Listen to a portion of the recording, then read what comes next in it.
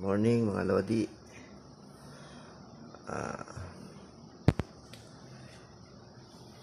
Pagod tayo sa biyahe kahapon kasi nag-OT tayo.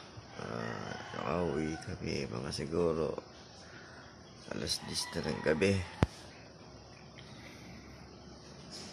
So ngayon, ang biyahe naman namin Bataan. Yun ang sabi sa akin ni Bisor Jun, sa Bataan daw ang biyahe namin.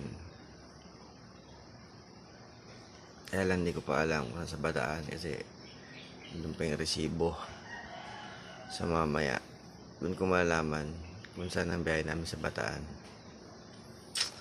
Kaya yun guys,